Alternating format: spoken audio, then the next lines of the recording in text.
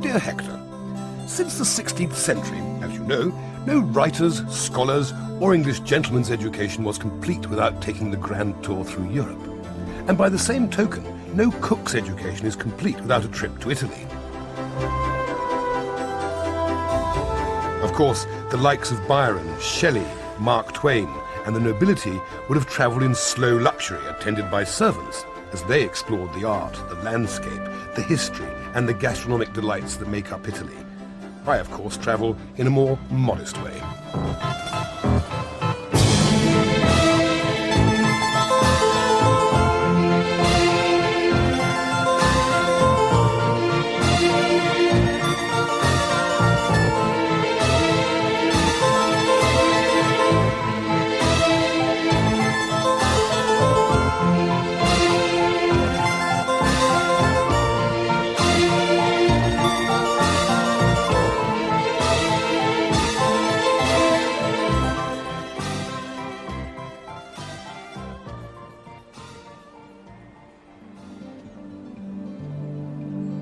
My journey starts at Cinque Terre, the Five Lands, where fishing villages nestle in the seaside cliffs on the beautiful Ligurian coast on the northwest of Italy.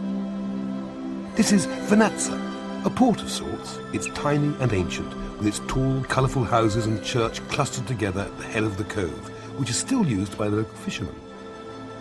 As doubtless you know, Hector, the Ligurians were a small lot, but they were a very courageous race who carried on a long and fierce defence of their land against all sorts of invaders from the sea, including the Saracens. But then they lost finally to the Romans, and now to hordes of English tourists attracted by the beauty of the Italian Riviera. It used to be hard to reach the Cinque Terre in any way except by water. As you can see, there's no room for my big car, and this truck we hired just wouldn't fit under the archway. So, under the inscrutable gaze of the locals, I was unceremoniously packed into the back of this ape, bee, Vesper's wasp, by the way. Not that they seem to mind.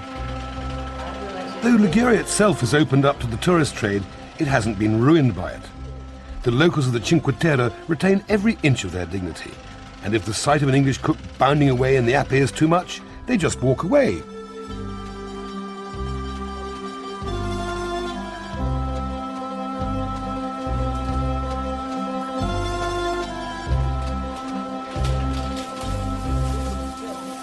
It seemed to be an interesting start for the new members of our crew, but I was a bit nervous. However, Dennis, our new cameraman, and John on sound seemed to take it in their stride. And there was a kind, if not demonstrative, audience for my first attempt of a signature dish of their region. Here, in this part of Italy, three things are king: basil, olive oil, garlic, tomatoes, and fish. That's five things, isn't it? It doesn't matter. Those are the important ingredients of this part of Italy. So I'm going to celebrate a wonderful fish dish made of these fine things. Have a quick spin round here, Old Bean. Parsley, tomatoes, basil, garlic, onions, lemons, some pressed anchovies in salt, which we're not using, but this is a local speciality, and of course, a selection of wonderful fresh fish. But to make this dish really delicious, you have to make the local sauce, which is called a pesto. And a pesto is made from basil, olive oil, garlic, parsley, and pine kernels. These are the raw ingredients down here: basil chopped, parsley chopped, pine kernels, garlic, and of course, where is it? The wonderful olive oil. Right, so we pop some garlic into there, and we pop some pine kernels in there, like that, and laboriously and lovingly we start crushing them down, like that, for a little bit. And we crush and we crush and we crush and we crush, and we really wear our wrists out. Then we put some parsley in and some basil in, like that. And we crush and we crush and we crush and we crush and we crush, and little by little by little by little we drizzle this first-class Italian olive oil into the pestle. Now, back up to me, please, Dennis. You've known me long enough now on television to know damn fine I'm not going to spend the next 25 minutes mucking about with that. So could you take that away, please? Thank you. And could you take these things away? Thank you very much indeed. Because what I've done, my new chum from the restaurant, he's actually standing there, the chef there, very, very kindly made me some up in his Magimix, which is much quicker, and it's a wonderful sauce, very typical of this part of the country, absolutely superb. Right, very simply now, one of the things you don't know, you may not know, is that this little fish is called a mullet. and it's a red mullet. And my lovely wife, before she became Mrs. Floyd, used to be called Miss Mullet. So we're going to dedicate this dish to her and call it a red Floyd, or, to be really corny, a pink Floyd. Oops, I've nearly dropped it. But you'd be nervous too if you had a look round here and said, look, they're all experts. They've been doing this all their lives. This is the first time I've ever done it today. Anyway, thank you very much. Put the fish in there. Okay, and while that's happening, we'll put some handmade, lovely fresh pasta into this boiling water. Turn the gas up. That boils away. The fish fries away. Excellent, Dennis. 7 minutes, the fish is impeccably cooked. Now we go on to stage 2. Stage 2.5. A little bit more of this Cinque Terre wine, which is, I have to tell you, I'm not plugging anything, because there's all different shippers and everything like that, but it's damn good. Really is brilliant. Anyway, on with the sauce. We'll chuck a few pine kernels into there, like so. A little bits of tomato. At this stage we'll lift the fish right out, so stay with me. It's very noisy here, I know that.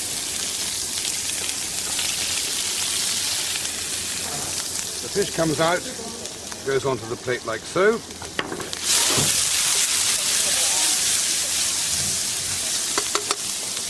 A little bit of basil, a little bit of parsley, some pepper on top. That's the church bells. Dennis, back up to me. The sound recorders will probably get that one because it was only one.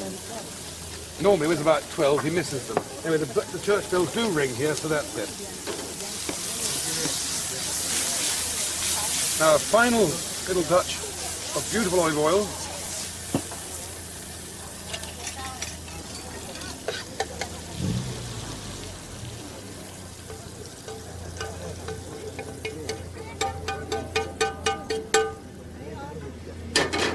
Those of you who are worried about fatty things, olive oil is not fatty. The people of Italy and the people of Spain who use a lot of it don't have as many heart attacks as I'm about to have because they eat lots of olive oil. It's very, very good for you, olive oil is. Then the splendid pesto goes over the fish like that. And you should have lots of it because it is so good. One final thing to do, which could be a little bit tricky, but this is a real cookery program, so we don't drop lids to annoy the sound man or anything like that. Couldn't do that, could we, especially on a Sunday. Let's take our pasta out, drain it carefully, into some more olive oil and pepper.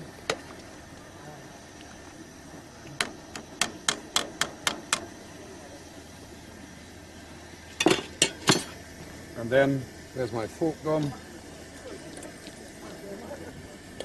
We'll give that a little twizzle.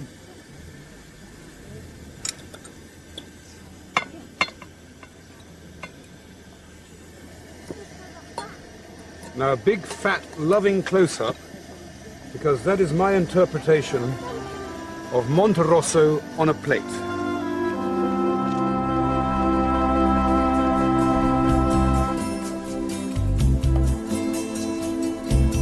Genoa, one of the largest and most important ports in Italy. In the Middle Ages, it was a republic in its own right, and a favourite starting point when the well-heeled did the Grand Tour. The place is dripping with historical significance. For instance, its patron saint, George, was the one who slayed the dragon. And Garibaldi set off from here to liberate Sicily and ended up unifying Italy. But above all, Hector, you remember that this was the birthplace of Christopher Columbus, without whom the USA wouldn't exist.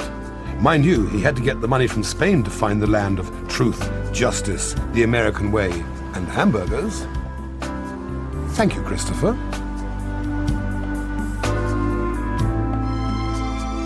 Anyway, enough history, we must press on now, up north to explore the Piedmont region. So called because it's at the foot of the mountains which rise above its northern and western borders. Barolo is the heart of Piedmont and one of Italy's greatest wine-producing areas. It has 1,200 hectares of vineyards which produce about 6.5 million bottles of wine a year. sort of place I could grow to like. In fact, I've already grown to like the wine. It really is super. The younger ones are really good.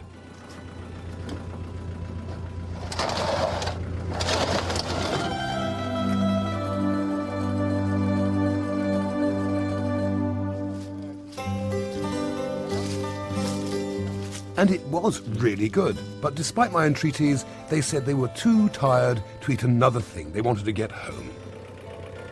Well, the vineyard workers can wend their weary way home, but as the sun sets behind Mont Blanc, I have to head further north, up towards the lakes.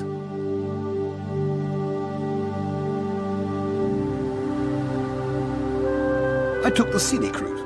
Well, there's really no choice in the matter. Countryside like this, every bit is so beautiful. And I decided to stop off in a few of the delightful little towns en route. Every street corner has its own special character, out in the terrazza or under the arches. For me to walk past a shop like this without coming in would be like asking me to walk past a pub in the desert. It has an irresistible attraction.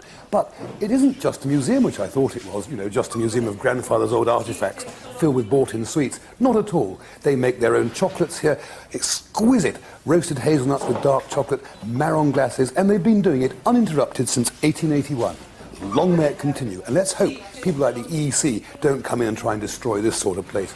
It's a living, working museum. Time has stopped still, but the skills march on. No trip to northern Italy is complete without a visit to the lakes, and Lago Maggiore is the biggest and probably the most beautiful of all. The early morning is a great time to experience its wild majesty, wild weather, and make sure the fish couldn't be fresher.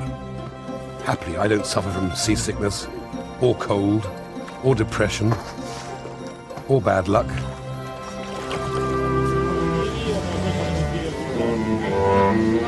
They love the outdoor life, the Italians. They're very self-expressive. Actually, this one reminds me of that wonderful Tommy Cooper joke, when his uncle, he claimed, found a Stradivarius and a Picasso in the attic. The only trouble was, it was Picasso who made the Stradivarius, and Stradivarius who painted the picture. Even those with less obvious talents find plenty to do, strolling around in the sunshine with their families. And the old men, with less money in their pocket but more memories in their heads, can chatter happily away about the good old days.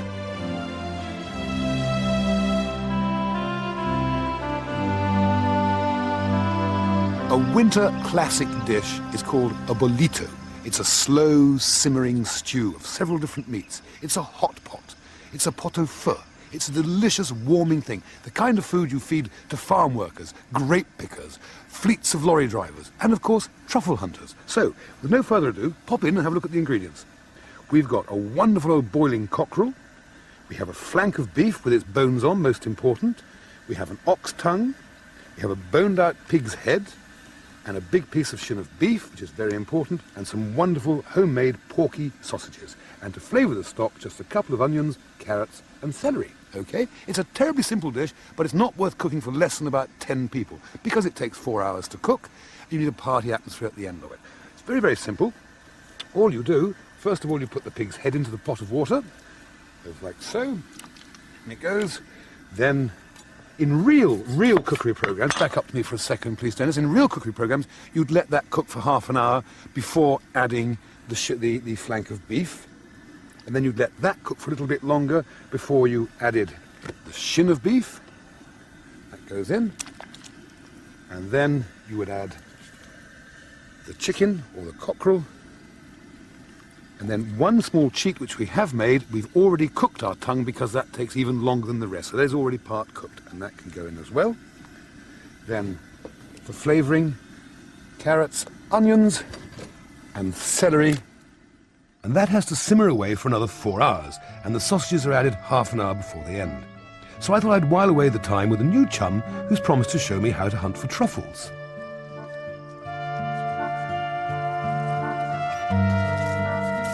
Truffles are a local speciality, and they're in season at the end of October. In France they use pigs as well as dogs, but here it's just dogs, mongrel dogs. Not show dogs, but they're much more esteemed. These delicious sweet fungi are found around the roots of oaks, hazels and poplars in the hills of Piedmont.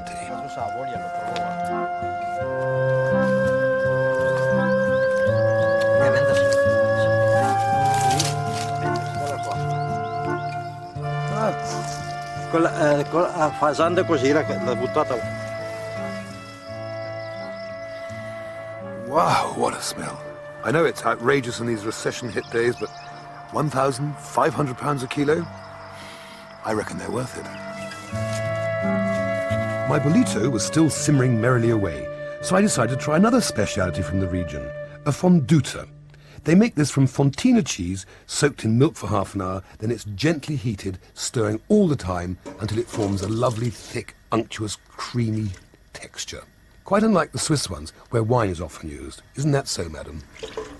Right, it's beginning to thicken nicely now. Dennis, if you can come in for a big fat close-up there, we can see how we're getting on. The cheese is really being absorbed into the milk, and a lovely gooey substance is emerging. Now, at home, back up to me, please. While you break all the eggs and muck about other things like that, it's a good idea to get your husband to step in, because it's time he did some work anyhow, and kept stirring that while you get on the other bits. But I'm going to reverse the roles and get my wife to. Sean, if you could just pop in a sec and change over to the whisk at this stage as well. You keep doing that, my darling. Thank you. Next phase, a couple of eggs. 1 egg per person. This is enough for about 4 people, so we put 4 eggs in. Like so. Yeah! It's a nasty, Dennis, that was a very nasty wasp trying to get me there. You could have warned me. Anyway, salt and pepper into the eggs. Like so. Then beat those up.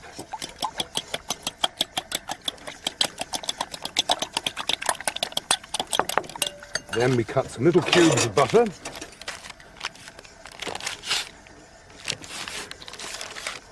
This will enable it, by cutting it quite small, will enable it to absorb into the fondue rather more quickly. So put those in there. Right, my darling. Thank you very much indeed for all of that. Then in we go with the egg yolks and the butter. Look at that wonderful colour. My goodness me, that is superb. I keep whisking like crazy at this stage because the eggs mustn't curdle or separate in any way. You don't want scrambled eggs in cheese.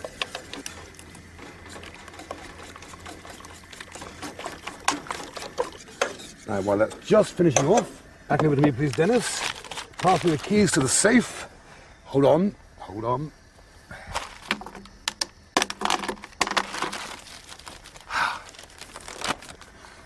Then, in here, we have the object of all our desires, the object of the whole of Italy's desires, a white truffle. Please.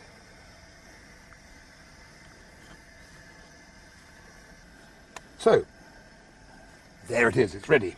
Now, final things now, final whisk.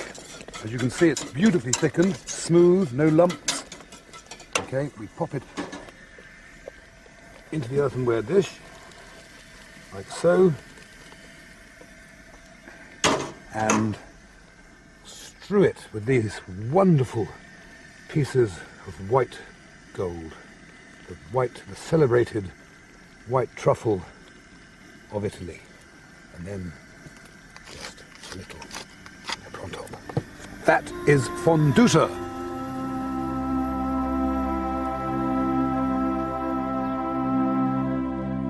The Italians, especially those who live in the country, are very self-sufficient. They grow their own food, they pickle it, they preserve it, they bottle fruit, they make their own wine. They have a wonderful time. Anyway, 4 hours later, the bolito is well and truly ready. So, the proof of the pudding is in the tasting.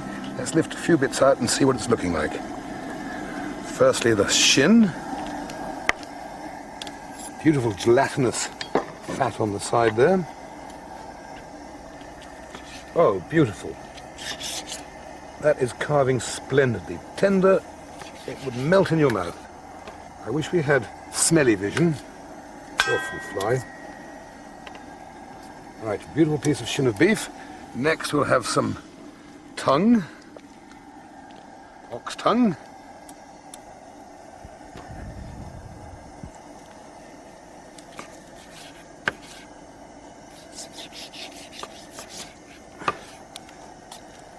2 lovely slivers of ox tongue. Then what shall we have? Ah, a friend of mine's face. Lovely fatty pig face. The fat is very important to this dish. So we'll have a sliver of that. And a sliver of that. A few sausages.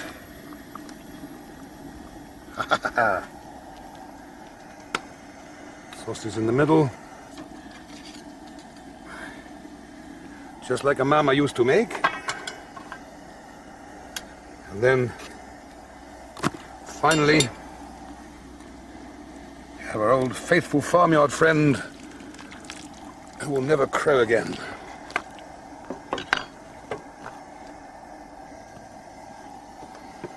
Dennis, to me, please, is, with just a few additions, a perfect burrito. But before you have your final fat, full, loving close-up, we must have a dressing of garlic, parsley, lemon juice and olive oil to go with it, and we must have a dressing of tomatoes, pimentos,